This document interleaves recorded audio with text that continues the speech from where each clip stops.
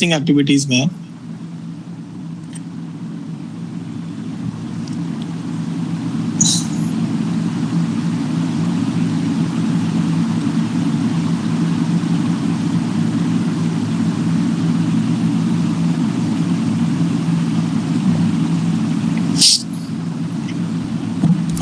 हम बात करेंगे इन्वेस्टमेंट्स की टर्म्स कौन कौन सी होती है।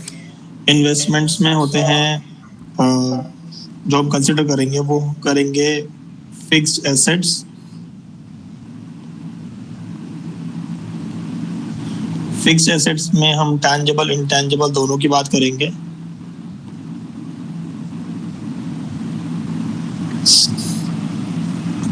That means plant machinery land building and non-current investments and goodwill and patents. Goodwill and patents will come here. तो पहले हम लोग एक बेसिक फॉर्मेट से स्टार्ट कर लेते हैं।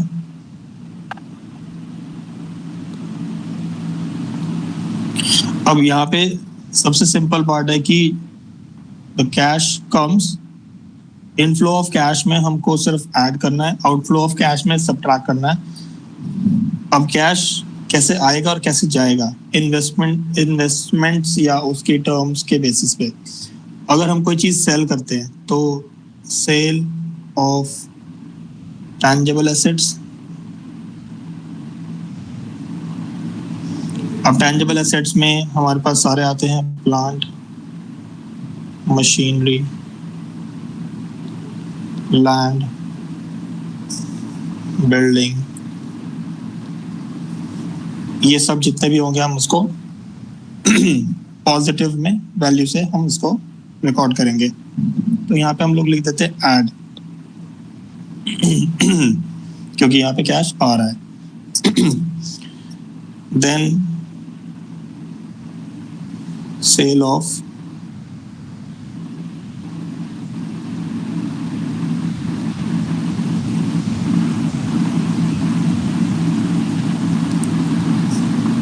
इंटेंजिबल एसेट्स में हम लोग गुडविल तो सेल नहीं करते हैं, क्योंकि गुडविल तो हमारी कंपनी के साथ रहेगी जब तक हमारी कंपनी एग्जिस्ट करेगी। तो हम पेटेंट्स को सेल कर सकते हैं या हम और इंटेंजिबल एसेट्स होते हैं उनको सेल कर सकते हैं। रेयर पॉइंट है ये, कभी कभी आएगा। तो टेंजिबल एसेट्स होगा, sale of non current investments रहेगा,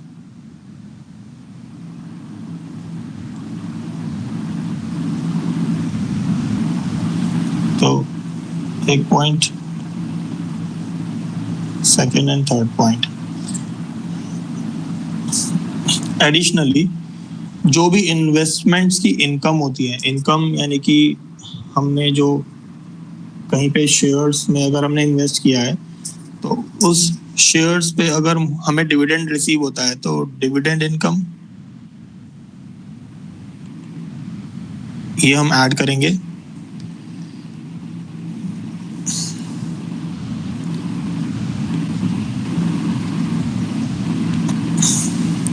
रेंटल इनकम, अगर हमें कोई प्रॉपर्टी हमने किसी को रेंट पे रखा हुआ है और हमें रेंटल इनकम आ रही तो वो ऐड करेंगे, और अगर इन्वेस्टमेंट्स के ऊपर हमें इंटरेस्ट आ रहा है तो वो भी ऐड करेंगे।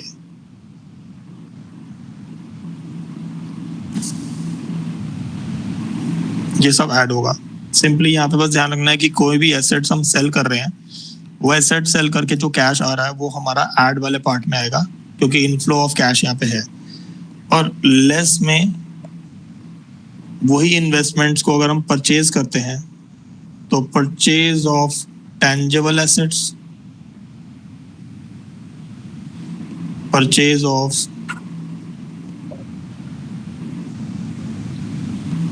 Intangible assets and purchase of non current investments. ये परचेजेस जितने भी होंगे सब डिडक्ट होंगे, क्योंकि पैसा जा रहा है, आउटफ्लो ऑफ कैश। तो ये मैंने बताया था कि हम लोग जितनी भी नेगेटिव वैल्यूज होती हैं उनको हम ब्रैकेट से शो करते हैं, तो वो हम लोग इनको ऊपर जो है ऐड वाले उनको प्लस करके ये सब लेस वाले सब सब्ट्रैक्ट करके जो फाइनल आंसर आएगा, यही हमारा फाइनल आंसर इन्वेस्टिंग एक्टिविटी का है। अगर पॉजिटिव आंसर है तो कैश फ्लो, और अगर ये नेगेटिव आंसर है तो cash used in investing activities. ये इसके साथ साथ, ये वैसे तो बहुत सिंपल सा है, पर इसके साथ साथ एक और फॉर्मेट लर्न करना पड़ता है, जिसके बेसिस पे हमें यही सेल और परचेज का अमाउंट मिलेगा। हमें कुछ एक ऐसा पर्टिकुलर फॉर्मेट लर्न करना है जो शायद बहुत से बच्चों को नहीं, या बहुत से स्टूडेंट्स को नहीं पता होगा जिन्होंने अकाउंट्स नहीं करा हुआ, बट हम उसको लर्न कर लेंगे तो हमें वो इजीली हम कर पाएंगे। तो उसके लिए हम लोग क्या बनाएंगे, एक फिक्स एसेट अकाउंट,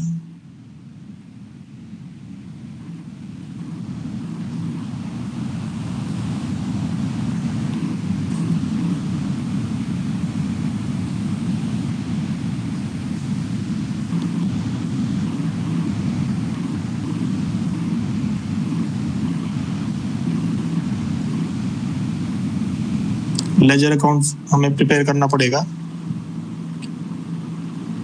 उसमें एक लेफ्ट साइड में एक 2 कॉलम बनेंगे, पर्टिकुलर्स,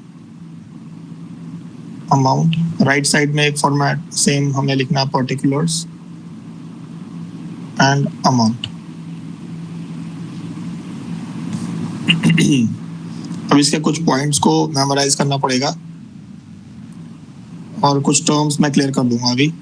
जैसे कि सबसे पहले हम लोग लिखेंगे balance brought down, B/D, brought down यानी कि ओपनिंग बैलेंस।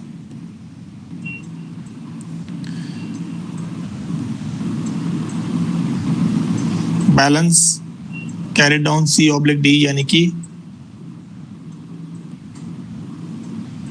Closing balance. ये स्टार्टिंग में हमको ओपनिंग और क्लोजिंग। ओपनिंग का मतलब होता है अगर मुझे 2 अमाउंट्स, मुझे प्रीवियस ईयर और करंट ईयर के अमाउंट्स दिए होंगे, या मुझे बिगिनिंग ऑफ द ईयर का बैलेंस और एंड ऑफ द ईयर का बैलेंस दिया होगा, तो उन्हीं को ओपनिंग क्लोजिंग बोलेंगे।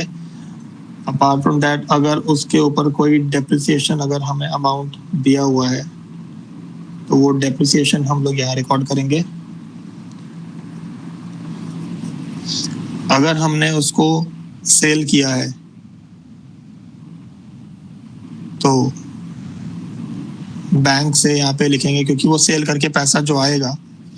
और अगर हमने कोई सेम अकाउंट, जिस एसेट की हम बात कर रहे हैं, ये पर्टिकुलर उसी पर्टिकुलर एसेट का अकाउंट बन रहा है और उसी की बात कर रहे हैं, अगर हमने उसको सेल किया है या उसको परचेज किया है, तो अगर परचेज किया है तो भी यहाँ पे बैंक लिखेंगे, सेल किया तो भी बैंक लिखेंगे। बस जो इसकी साइड्स होती है, लेफ्ट साइड और राइट साइड,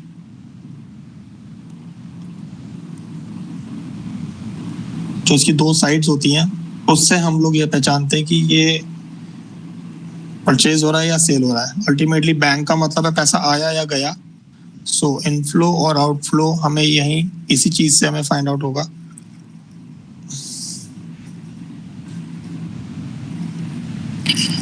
तो स्टार्टिंग से अभी हम लोग कंप्लीट कर लेते हैं, फिर मैं दोबारा रिकॉल कराता हूँ इस पॉइंट को।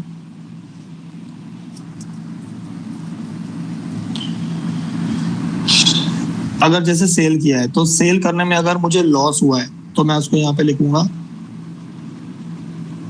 Loss on cell. अगर सेल करने में मुझे प्रॉफिट हुआ है तो यहाँ लिखेंगे लेफ्ट साइड में प्रॉफिट ऑन सेल। ये चीजें हम लोग कैसे निकालेंगे मैं अकाउंट बना के और क्वेश्चन सॉल्व करके बता दूंगा। और अल्टीमेटली जो फाइनली जो मुझे कैश फ्लो स्टेटमेंट के अंदर जो मुझे जो 2 टर्म्स चाहिए वो यही है, बैंक सेल वाला और बैंक परचेज वाला, जो मैंने जिनके अमाउंट सर्कल भी किया है। यही अल्टीमेटली अकाउंट बनाने के बाद जो ये बैंक की वैल्यूज होती हैं हमारी cash flow from investing activities के अंदर जो है रिकॉर्ड होंगी।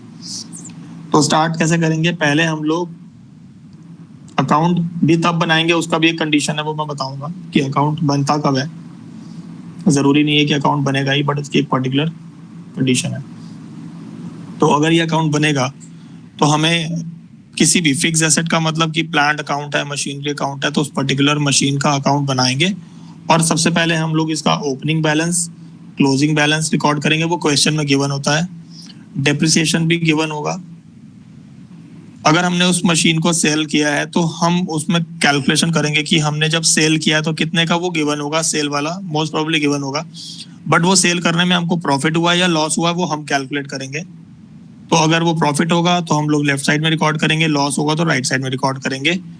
और फाइनली हो सकता है कि यहाँ पे एक बैलेंसिंग फिगर निकले, क्योंकि अल्टीमेटली लेजर बनाने का एक रूल होता है कि दोनों साइड के टोटल इक्वल होने चाहिए। तो इक्वल होने का मतलब है कि अगर राइट साइड में अगर 100 है और लेफ्ट साइड में अगर 90 है, तो मुझे इसका बैलेंस 10 रुपीज का बैलेंस डाल के इसको इक्वल करके 100 रुपीज बनाना पड़ेगा।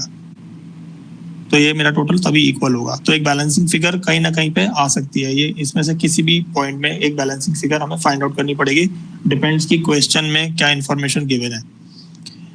तो ये फॉर्मेट भी है, ये भी प्रिंटेड फॉर्मेट में आप लोगों को भी ग्रुप में डाल देता हूँ ताकि ये प्रॉब्लम ना हो उसको समझने में। तो इससे पहले मैं स्टार्ट कर रहा हूँ एक एग्जांपल। फॉर्मेट को भी रिकॉल कर लेते हैं। फॉर्मेट में simply cash flow from investing activity का फॉर्मेट सिंपल है कि इनफ्लो ऑफ कैश सिर्फ इन्वेस्टमेंट्स, यानी इन्वेस्टमेंट्स और रिलेटेड जितने भी प्लांट मशीनरी लैंड बिल्डिंग है, अदरवाइज कोई नॉन करंट इन्वेस्टमेंट्स है, इनको जब सेल करेंगे तो पैसा आएगा, तो पैसा आएगा तो हम ऐड करेंगे, और अगर पैसा जाएगा ऑन परचेज तो हम इसको माइनस कर देंगे। और इसी इन्वेस्टमेंट्स के ऊपर मुझे अगर कोई इनकम आ रही है, यानी कि डिविडेंड रिसीव हुआ है, रेंटल इनकम आ रही है, इंटरेस्ट आ रहा है, तो वो सब हम लोग ऐड करेंगे। और अल्टीमेटली इन सबका प्लस और माइनस करके फाइनल अमाउंट जितना भी होगा वो हमारा इन्वेस्टिंग एक्टिविटी के फॉर्मेट में और फाइनल आंसर आ जाएगा इसका। तो मैं एक फॉर्मेट ग्रुप में सेंड करता हूँ, उसके बाद एक क्वेश्चन मैं सॉल्व करके बता देता हूँ।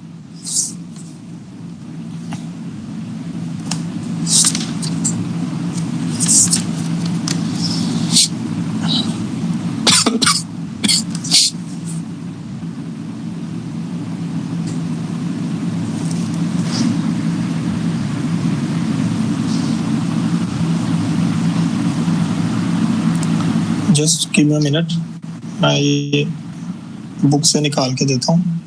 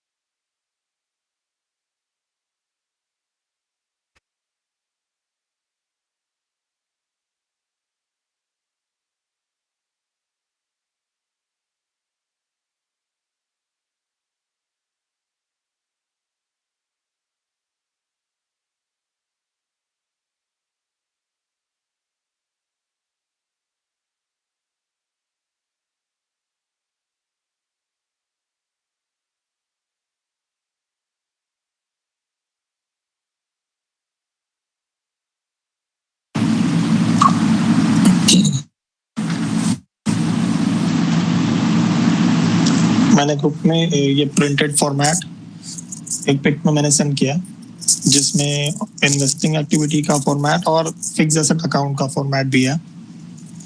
अब हम लोग एक क्वेश्चन सॉल्व करते हैं, वो क्वेश्चन की पिक भी मैं सेंड करता हूँ।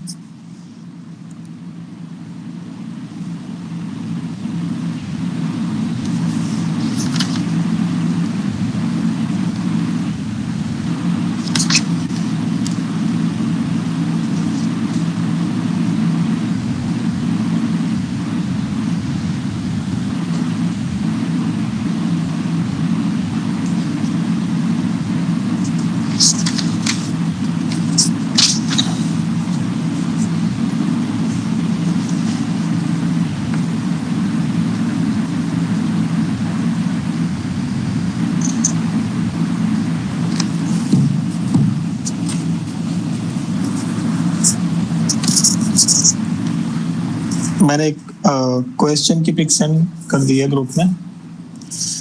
ये क्वेश्चन मैं सॉल्व करके बता देता हूँ कि ये कैसे इसको फॉर्मेट में हम लोग पुट करेंगे। तो पहले मैं दोबारा से क्लियर फॉर्मेट ड्रॉ कर लेता हूँ। हम लोग एज पर दी क्वेश्चंस रिक्वायरमेंट हम उसको ड्रॉ कर लेते हैं।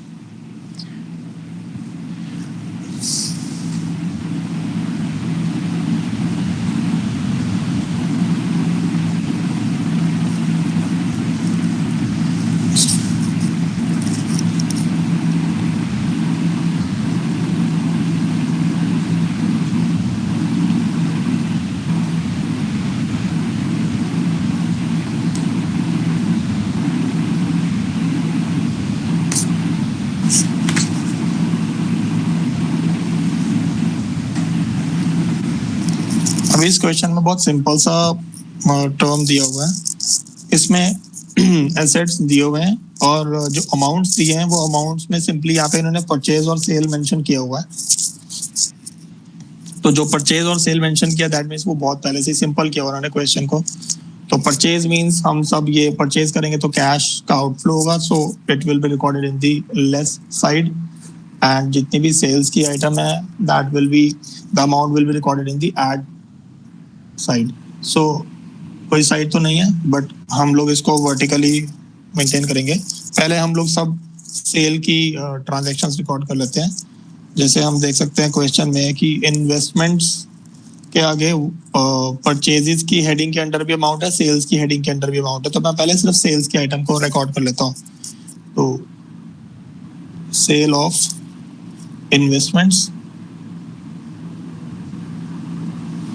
amount is 1 lakh. Then sale of goodwill नहीं आएगी क्योंकि गुडविल तो हमारी कंपनी के साथ ही रहेगी। जब तक कंपनी हम क्लोज नहीं करते तब तक हम गुडविल सेल नहीं करते। परचेज जरूर करते हैं। सेल ऑफ मशीनरी का अमाउंट है हमारे pass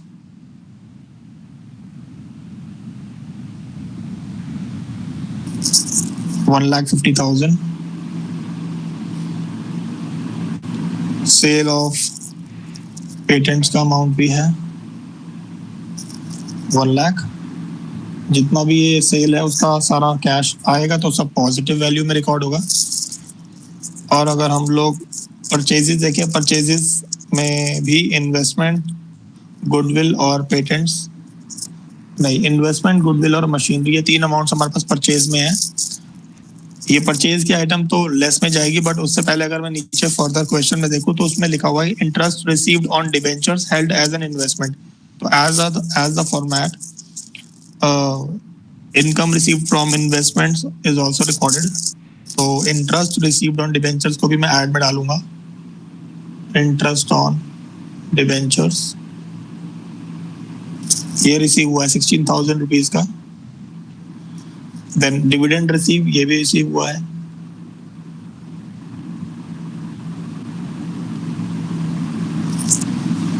on shares 20,000। And another line says a plot of land was purchased out of surplus funds for investment purpose and was let out for commercial use।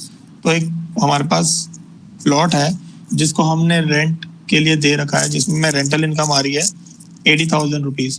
तो rental income को हम record कर देंगे 80,000 rupees.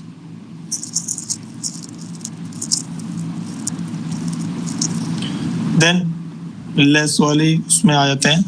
अब जितने भी हमने purchases के अंडर हमने अमाउंट देखे हैं वो सारे नेगेटिव वैल्यू से रिकॉर्ड होंगे। तो purchase of investments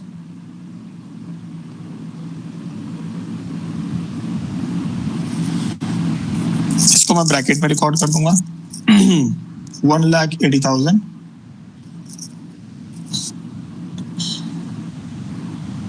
purchase of goodwill 2 lakh and purchase of machinery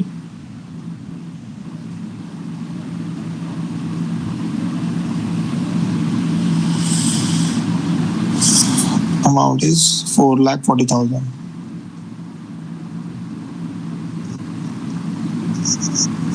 that's it. और कोई पॉइंट तो है नहीं इसके अंदर, तो हमारा ये क्वेश्चन का पार्ट खत्म हो जाएगा। इसका हम टोटल कर लेते हैं।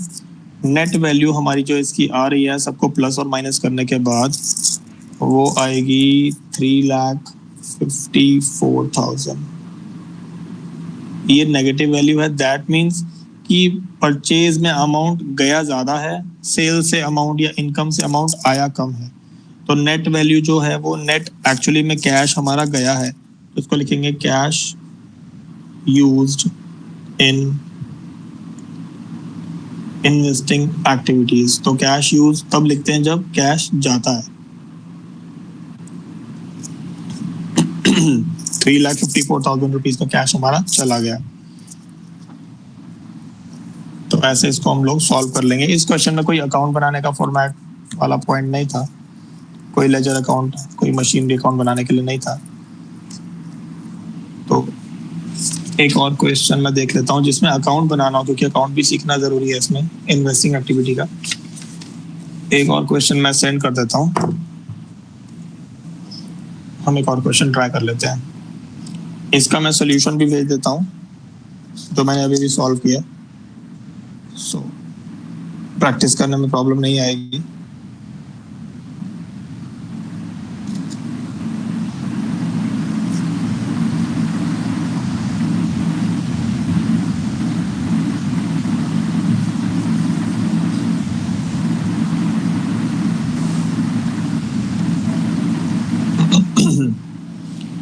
और एक और क्वेश्चन जो हम लोग अब कर रहे हैं जिसमें अकाउंट बनाना होगा, मैं वो अकाउंट वाला भी, लेजर अकाउंट वाला भी एक क्वेश्चन सॉल्व करवा देता हूँ। सो उसका एक क्वेश्चन का पिक सेंड कर देता हूँ मैं ग्रुप में, फिर मैं सोल्यूशन भी सेंड कर दूंगा उसका।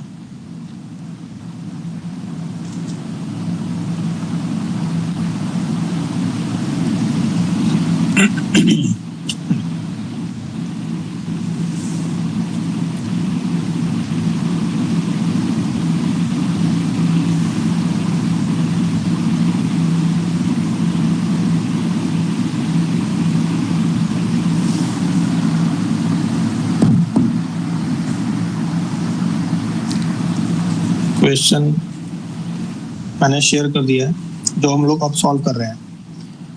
तो इस क्वेश्चन में हमारे पास कुछ इंफॉर्मेशन है, पर यहाँ पे परचेज और सेल नहीं मेंशन किया हुआ। यहाँ पर इन्होंने सिर्फ डेट वाइज वैल्यू दी है। वो वैल्यूज ओपनिंग और क्लोजिंग बैलेंसेस की हैं, जो कि रिक्वायरमेंट है अगर अकाउंट बनाना होगा तो क्वेश्चन दोबारा एक फॉर्मेट ड्रॉ कर लेते हैं।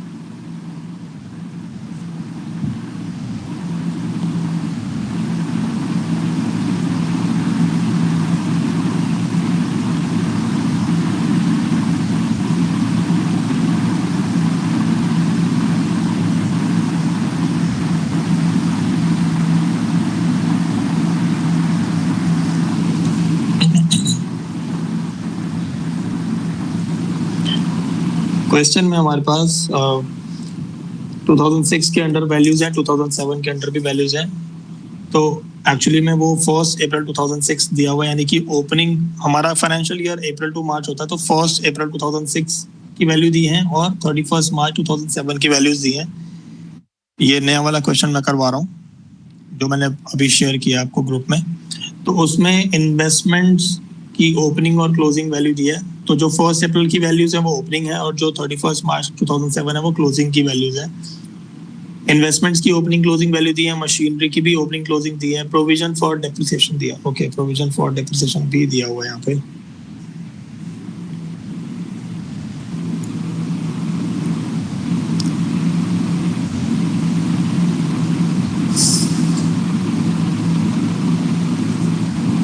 एक सेकेंड, इसमें एक नया पॉइंट आ गया।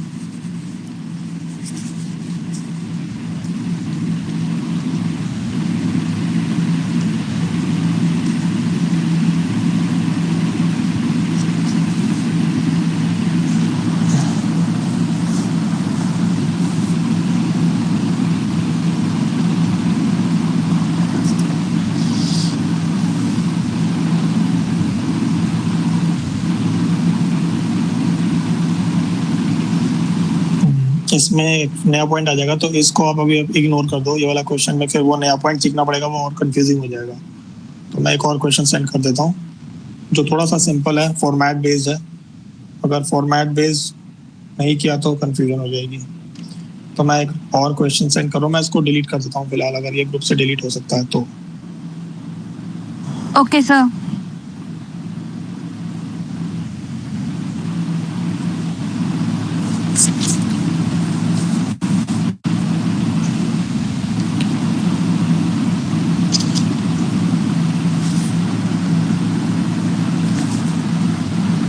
ये क्वेश्चन 2 पेजेस में है, तो इसके 2 पार्ट्स दिखेंगे, 2 पिक्स में आएगा ये।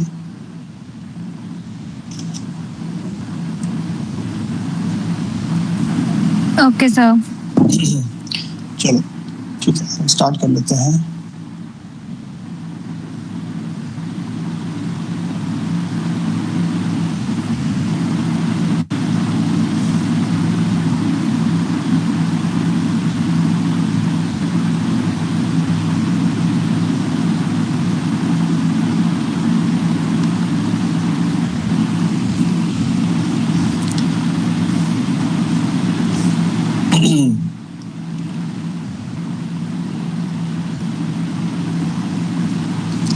क्वेश्चन मैंने सेंड कर दिया है, इसका हम लोग पॉइंट टू पॉइंट हम लोग इसको स्टार्ट करते हैं। तो इसमें भी 2006 और 2007 की वैल्यूज दी हैं, 31 मार्च 2006 एंड 31 मार्च 2007। 31 मार्च 2006 को हम लोग प्रीवियस ईयर का क्लोजिंग बैलेंस ही बोलेंगे, और 2007 31 मार्च हमारा करंट ईयर का क्लोजिंग बैलेंस है। तो जो प्रीवियस ईयर का क्लोजिंग है एक्चुअली में वो करंट ईयर का ओपनिंग भी रहता है, उसी को करंट ईयर का ओपनिंग बैलेंस बोलते हैं। तो एक वैल्यू जो 31 मार्च 2006 है, यानी कि वो प्रीवियस ईयर है, वही ओपनिंग बैलेंस है, और करंट ईयर है वो हमारा क्लोजिंग बैलेंस है। तो हम लोग इसमें देखते हैं कौन कौन से। देखो, अब इसमें अकाउंट जब बनाना पड़ेगा, तो अकाउंट बनाने की कंडीशन ये होती है, लेजर अकाउंट बनाने की, कि जो मैंने अकाउंट का मैंने फॉर्मेट दिया था बना के, वो फॉर्मेट में एक ओपनिंग बैलेंस होना चाहिए, एक क्लोजिंग बैलेंस होना चाहिए, और इन सब में से एक कोई एडिशनल इन्फॉर्मेशन, कोई भी एक एडिशनल इन्फॉर्मेशन जरूरी होनी चाहिए, तभी हम अकाउंट बनाते हैं, नहीं तो अकाउंट बनाने की जरूरत नहीं पड़ती। तो opening balance, closing balance, and apart from that depreciation, loss on sale, sale of machinery, purchase of machinery, profit on sale, anything, कुछ भी एडिशनल इन्फॉर्मेशन चाहिए तभी वो अकाउंट बनेगा। तो इसके हिसाब से अब हम लोग देखते हैं कि अकाउंट बनाने की जरूरत कहाँ पड़ेगी। तो लैंड में हमारे पास ओपनिंग और क्लोजिंग वैल्यू दी है, ओपनिंग वैल्यू 1,05,000, क्लोजिंग बैलेंस 35,000। अब देखते हैं कि नीचे एडिशनल इन्फॉर्मेशन नेक्स्ट पेज में दी है, वो एडिशनल इन्फॉर्मेशन में अगर लैंड का कुछ अगर हमें पॉइंट दिया है तो हम देखते हैं हमें जरूरत पड़ेगी या नहीं। तो हम लोग यहाँ पे अगर मैं लैंड अकाउंट बनाता हूं, तो यहाँ पे मैं लिखूंगा बैलेंस ब्रॉट डाउन,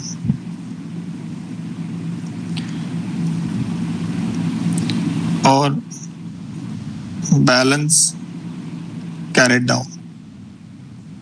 अब balance brought down, balance carried down तो है, बट इसमें बोला हुआ है एक लास्ट हेडिंग, एडिशनल इन्फॉर्मेशन का लास्ट पॉइंट देखेंगे, land was sold at a profit of 17,500, यानी हमने लैंड को सेल तो किया है और उसमें हमें प्रॉफिट जो हुआ वो गिवन है क्वेश्चन में। तो यानी थर्ड इन्फॉर्मेशन आ गई, उसको हम लोग लिख लेते हैं प्रॉफिट ऑन सेल, जो क्वेश्चन की इंफॉर्मेशन है। तो ओपनिंग बैलेंस है 1,05,000, क्लोजिंग बैलेंस है 35,000,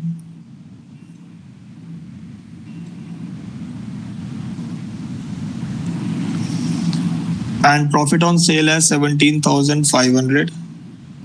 और हमारी रिक्वायरमेंट लेजर बनाने की क्या होती है कि हमारे दोनों साइड के टोटल बैलेंसेस इक्वल होने चाहिए। तो अगर मैं यहाँ लेफ्ट साइड के बैलेंसेस देखूं तो दोनों का सम ज्यादा है, राइट साइड का सम अमाउंट कम है। तो 1,00,000 और 17,500 प्लस करते हैं 1,05,000 प्लस 17,500, ये टोटल बनेगा 1,22,500।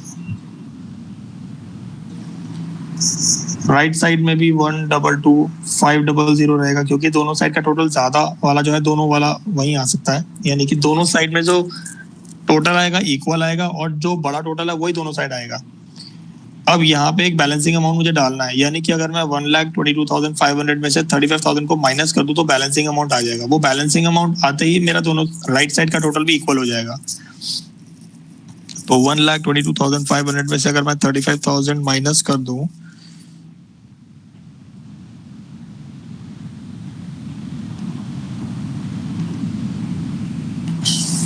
तो अमाउंट आएगा 87,500। इसको हम लोग लिख देंगे बैंक, क्योंकि अल्टीमेटली हमने सेल किया हुआ है ना। सेल में अगर प्रॉफिट हुआ है तो डिफरेंस अमाउंट सेल का ही मिलेगा। तो बैलेंसिंग फिगर जो है वो कोई भी आ सकती है। अब इस बारी हमारी बैलेंसिंग फिगर सेल अमाउंट थी। अगर क्वेश्चन में दिया है कि ओपनिंग बैलेंस है, क्लोजिंग बैलेंस है और प्रॉफिट हुआ सेल करने में, तो सेल तो हमने किया है ना, वो सेल का अमाउंट नहीं है हमारे पास, पर हमारे पास सिर्फ प्रॉफिट है। तो हम लोग क्या करेंगे, यही बैलेंसिंग फिगर निकालेंगे और सेल अमाउंट निकालेंगे, क्योंकि क्वेश्चन में ना कोई डेप्रिसिएशन की बात हुई है ना कुछ हुआ। जनरली लैंड में डेप्रिसिएशन नहीं होता।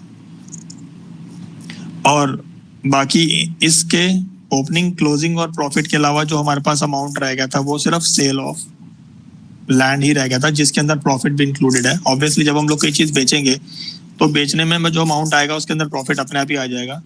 और हमें यहाँ पे सिर्फ बैलेंसिंग अमाउंट फाइंड करना था, तो हमने लेफ्ट हैंड साइड का टोटल किया, उसमें से राइट का जो डिफरेंस था, जो भी अमाउंट था उसका डिफरेंस निकाल के हमने उसका बैलेंसिंग फिगर भी कैलकुलेट कर लिया, जिससे कि दोनों साइड के अमाउंट अपने आप बराबर हो गए। अगर मैं एक छोटा सा पॉइंट बताऊं कि राइट साइड, लेफ्ट साइड में 100 है, लेफ्ट साइड में 90 है, तो 100 करने के लिए अगर यहाँ 90 की वैल्यू दी हुई है, यहाँ पे कोई 100 के लिए यहाँ पे टोटल अमाउंट दे रखे हैं और राइट साइड में 90 का ही अमाउंट है, तो डिफरेंस अमाउंट 10 का कुछ ना कुछ होगा, तभी मेरा 100 बनेगा।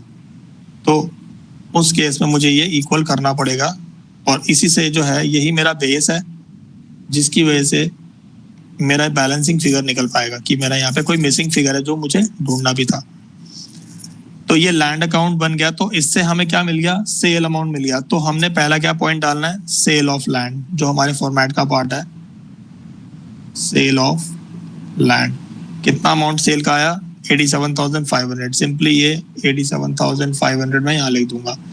एक पॉइंट आ गया कैश फ्लो का सेल ऑफ लैंड से। फिर हमारे पास और भी टर्म्स है क्वेश्चन में, प्लांट एंड मशीनरी भी है। प्लांट एंड मशीनरी में भी हम लोग अगर देखें, जो क्वेश्चन मैंने दिया उसमें ओपनिंग बैलेंस है 2,80,000 और क्लोजिंग है 3,50,000। और एडिशनल इन्फॉर्मेशन में अगर देखा जाए कि हमारे पास लैंड, प्लांट एंड मशीनरी के ऊपर कोई एडिशनल इन्फॉर्मेशन गिवन है। Plant and machinery has been charge और डेप्रिसिएशन भी गिवन है। और नेक्स्ट लाइन में फिर से एक इन्फॉर्मेशन है कि plant and machinery with a book value of 35,000 was sold for 42,000। तो यहाँ पे सेल अमाउंट भी दे दिया उन्होंने। अब इसको वापस फॉर्मेट ड्रॉ करते हैं अपना लैंड, प्लांट एंड मशीनरी का।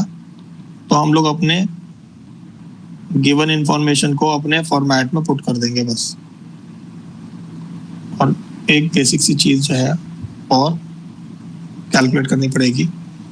तो मैंने फॉर्मेट क्या बताया था, बैलेंस ब्रॉट डाउन यानी कि opening balance, balance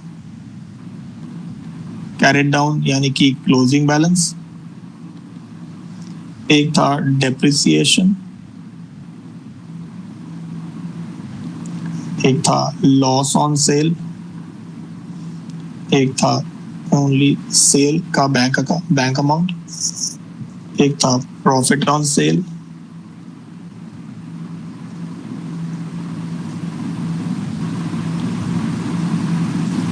profit on cell, और परचेज का अमाउंट अगर परचेज हुआ है तो। अब ये कैसे पता लगेगा हमें क्या क्या डालना। ओपनिंग बैलेंस दिया हुआ है 2,80,000, तो हम लोग 2,80,000 रुपीज डाल देंगे। क्लोजिंग बैलेंस दिया है 3,50,000, हम लोग 3,50,000 रुपीज डाल देंगे। क्वेश्चन में एडजस्टमेंट में एडिशनल इन्फॉर्मेशन में बोला plant and machinery has been charge depreciation of 28,000, तो 28,000 रुपीज डेप्रिसिएशन के आगे डाल देंगे।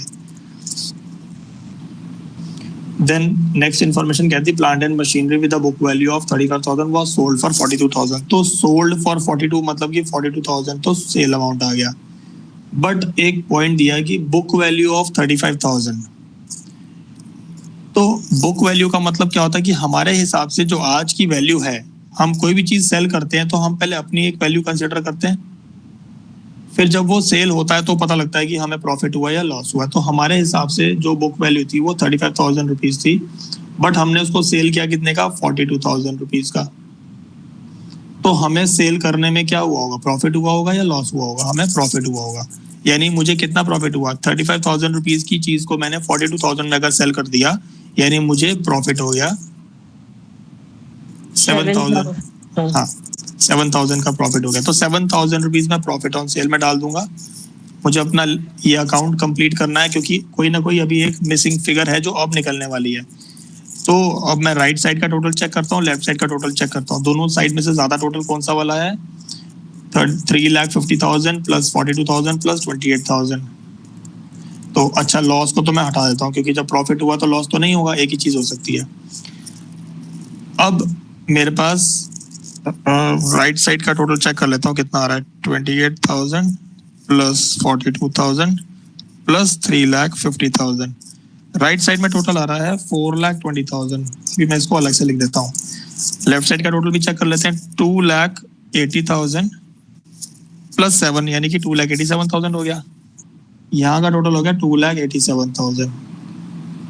यानी कि मुझे अगर यहाँ पे 4,20,000 लिखना है तो यहाँ भी 4,20,000 करने के लिए मुझे उसमें से ये लेफ्ट का टोटल इसमें से माइनस करना पड़ेगा। तो 4,20,000 में से माइनस कर दूंगा 2,87,000 को, जिससे कि जो डिफरेंस आएगा 1,33,000, ये मेरा परचेज का अमाउंट आ गया।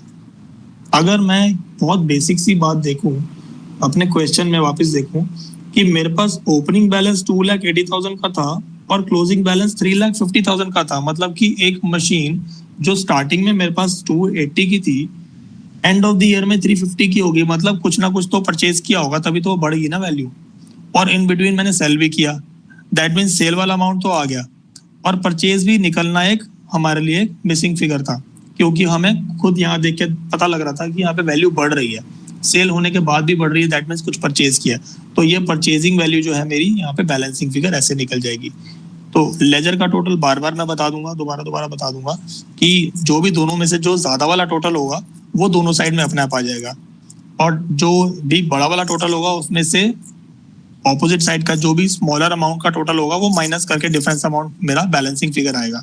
इस बार राइट साइड में 4,27,000 आ रहा था, सॉरी 4,20,000 आ रहा था, लेफ्ट साइड का टोटल 2,80,000 आ रहा था। तो दोनों साइड में बड़ा वाला टोटल 4,20,000 करना था मुझे। दोनों साइड टोटल बराबर आने चाहिए, तो मैंने दोनों बराबर कर दिया, बट वो डिफरेंस अमाउंट मुझे बीच में बैलेंसिंग फिगर डालनी थी, तभी मेरा टोटल जो है 4,20,000 दोनों साइड बनेगा, और वो डिफरेंस अमाउंट 1,33,000 जो है मेरा एक्चुअली में परचेज का पार्ट है। तो मेरे को दो चीजें चाहिए यहाँ पे, मेरे कैश फ्लो के अंदर जो मुझे चीजें चाहिए वो दो है मेन चीजें।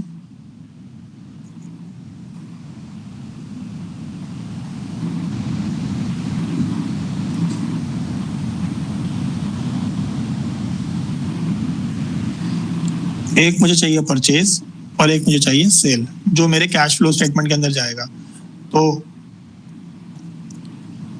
एक 1,33,000 जो कि है परचेज अमाउंट, एक 42,000 जो कि है सेल अमाउंट। तो दोनों चीजें मेरे कैश फ्लो के अंदर आने वाली, क्योंकि सिर्फ इनफ्लो एंड आउटफ्लो ही रिकॉर्ड करना होता है। तो दोनों चीजें हैं, sale of plant and machinery, वो क्वेश्चन में दिया हुआ 42,000 रुपीज का, जो मैंने अकाउंट में भी रिकॉर्ड किया है। और लेस कर देता हूँ, लेस के लिए मैं थोड़ी सी जगह और बना देता हूँ, क्योंकि यहाँ पे एक पॉइंट और बचा, हो सकता है कि कुछ ऐड का पॉइंट आ जाए, तो लेस के लिए थोड़ा सा गैप दे देते हैं। Purchase of plant and machinery जो कि मैंने अकाउंट में ही निकाला है,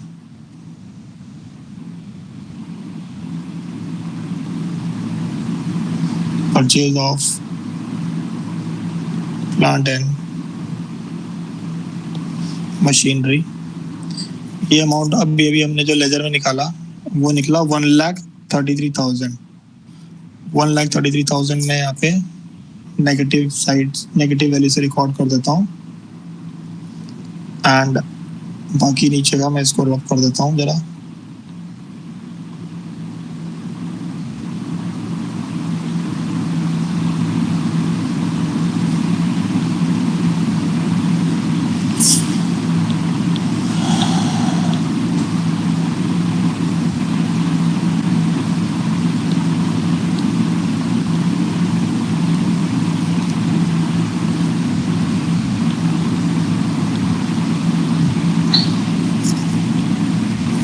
ये मेरी एडजस्टमेंट के हिसाब से हमने 3 चीजें कर ली। एक और टर्म बची है लॉन्ग टर्म इन्वेस्टमेंट्स। अब लॉन्ग टर्म इन्वेस्टमेंट्स का ओपनिंग और क्लोजिंग बैलेंस दिया हुआ है, बट एडिशनल इन्फॉर्मेशन में लॉन्ग टर्म इन्वेस्टमेंट्स का कुछ भी नहीं दिया हुआ, तो यहाँ पे मुझे अकाउंट बनाने की जरूरत नहीं पड़ेगी। तो इसमें मैं देख सकता हूँ कि मेरे पास प्रीवियस ईयर में 17,500 की थी इन्वेस्टमेंट्स, अब एंड ऑफ द ईयर में करंट ईयर में 35,000 की हो गई है। तो दैट मीन्स की वैल्यू इंक्रीज हो गई है।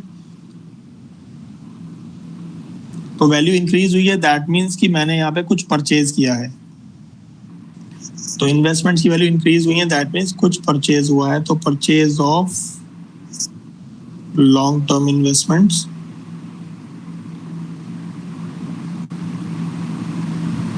ये वैल्यू आएगी, डिफरेंस अमाउंट निकाल लेते हैं। डिफरेंस 17,500 ही आएगा माइनस करके। 17,500 की मैंने इन्वेस्टमेंट्स और परचेज करी है, तो जो परचेज किया है वो माइनस कर दूंगा और जो सेल किया है वो प्लस कर दूंगा। अब इससे मेरा एडिशनली मेरे पास और कोई इन्फॉर्मेशन नहीं है, कोई रेंट इनकम नहीं आई है, कोई इंटरेस्ट नहीं आया, कोई डिविडेंड नहीं आया, कोई भी एडिशनल इन्फॉर्मेशन नहीं है। बस इससे जो भी मेरा आंसर निकलने वाला है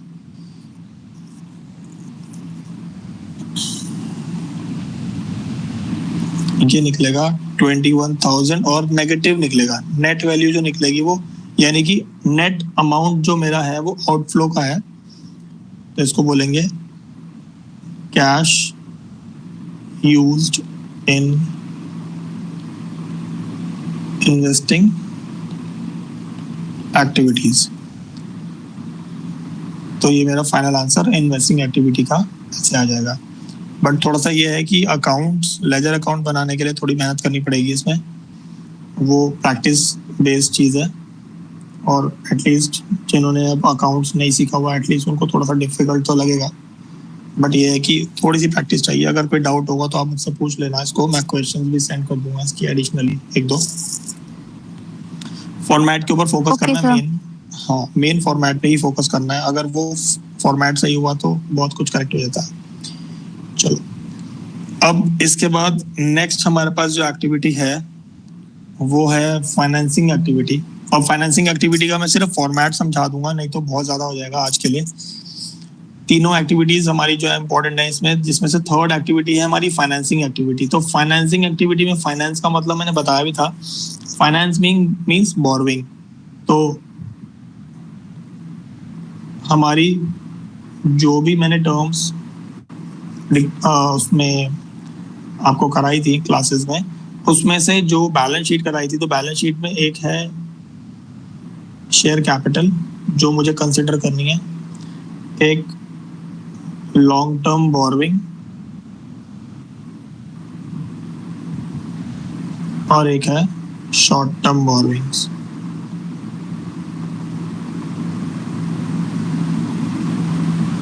मेन फोकस हमारा इन 3 टर्म्स पे रहेगा, share capital, long term borrowing and short term borrowings, क्योंकि बोरोइंग्स का ही है फाइनेंस में, प्लस रिलेटेड इंटरेस्ट।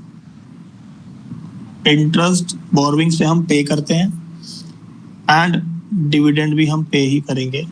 डिविडेंड बोलते हैं जब हम लोग एक कंपनी है, हम अपने आप को एक कंपनी कंसिडर कर लेते हैं और अगर हम पब्लिक से शेयर्स से पैसा बोरो कर रहे हैं, शेयर्स इशू करके, तो ऑब्वियसली उनको उनके शेयर का प्रॉफिट देना पड़ेगा, तो उस प्रॉफिट को डिविडेंड ही कहते हैं। और टर्म डिविडेंड यूज करते हैं, अल्टीमेटली मतलब वही होता है जैसे किसी भी इन्वेस्टमेंट का इंटरेस्ट होता है।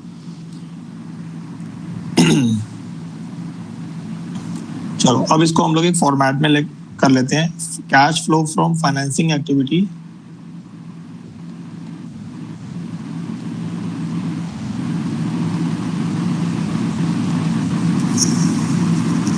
इसका फॉर्मेट सिर्फ फॉर्मेट कर लेते हैं।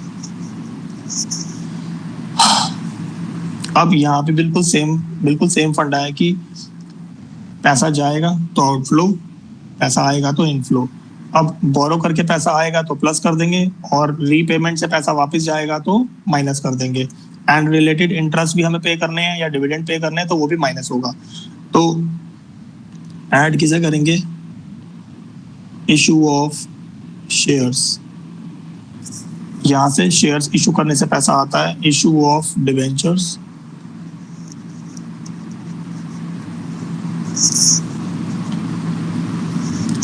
loans raised from bank। ये 3 फॉर्म में पैसा आ रहा है। एडिशनली 2-3 ऐसी टर्म्स भी हैं जहां पे थोड़ी सी तुम्हें डिफिकल्टी लगेगी, बट फिर भी मैं बता देता हूँ।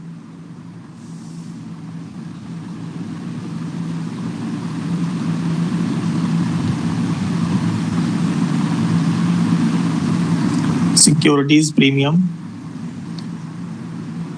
सिक्योरिटीज प्रीमियम क्या होता है कि जब कोई शेयर है, वो शेयर अगर 10 रुपए का है और उसके ऊपर कंपनी ने 10 की वैल्यू के ऊपर एडिशनली 2 रुपए अगर चार्ज कर लिए तो वो अलग से जो अमाउंट आएगा उसको सिक्योरिटी प्रीमियम बोलते हैं। तो प्रीमियम कुछ नहीं होता, सिंपली किसी भी चीज के ऊपर एडिशनल अमाउंट, अगर किसी शेयर्स के ऊपर एडिशनल अमाउंट होगा उसको प्रीमियम बोलते हैं। अगर हमारी कंपनी ने अगर 100 रुपए का शेयर इशू करा है, उस 100 रुपए के शेयर को हमने, जो एक्चुअल वैल्यू 100 रुपए है, और अगर हमने उसको 50 रुपीज एडिशनली बेनिफिट से अगर हम उसको इशू कर रहे हैं, दैट मीन्स कि वो हम एज अ कंपनी हम उसको ज्यादा में बेच रहे हैं। जैसे एक सेलर होता है, वो कोई चीज को ज्यादा में बेचता है तो प्रॉफिट ज्यादा ऐड कर लेता है, अगर वो लॉस में बेचता है तो उसको लेस कर लेता है। तो यहाँ पे एक तरह से आप समझ सकते हो कि ज्यादा अगर चार्ज किया जाए एक शेयर की वैल्यू पे तो एडिशनल अमाउंट को सिक्योरिटी प्रीमियम बोलते हैं। तो ये है हमारे, जब हमारे पास पैसा आएगा, और जब पैसा जाएगा, इन्हीं का पैसा जब रिटर्न होगा, तो रिटर्न किस किस का होता है? रिटर्न होता है डिबेंचर्स का पैसा, उसको बोलते हैं redemption of debentures.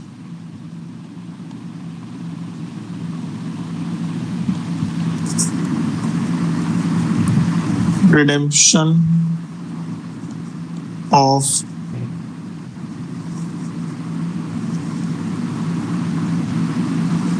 Preference shares, क्योंकि शेयर्स की 2 कैटेगरी होती है, equity share, preference share. Equity share कभी रिफंड नहीं होते, सिर्फ प्रेफरेंस शेयर का पैसा रिफंड होता है, उनकी भी कंडीशन होती है। And repayment of bank loans, then interest on debentures, जो हम लोग इनको इंटरेस्ट पे करते हैं, और इंटरेस्ट ऑन लोन, ये भी एडिशनली हम लोग डिविडेंड भी पे करते हैं, डिविडेंड ऑन इक्विटी और प्रेफरेंस शेयर्स।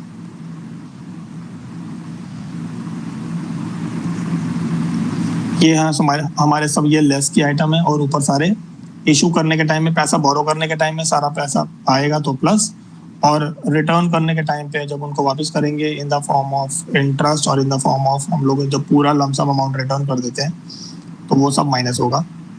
अल्टीमेटली इन सब का जो नेट अमाउंट होगा उसको बोलेंगे cash flow from financing activities.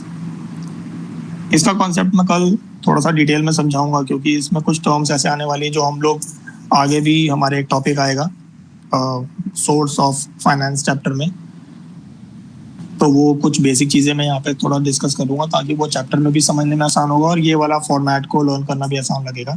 But अभी फिलहाल सिर्फ इतना याद रखना है कि पैसा आ रहा है तो प्लस और पैसा जा रहा है तो माइनस। बोरोइंग्स को हम सेपरेट कर देते हैं तो उसको कैश फ्लो फ्रॉम फाइनेंसिंग बोलते हैं, और फाइनेंसिंग में हमारे पास शेयर्स होते हैं, डिबेंचर्स होते हैं और बैंक लोन होता है। बस इसमें सिर्फ इतना ही याद करना है। इसका मैं प्रिंटेड फॉर्मेट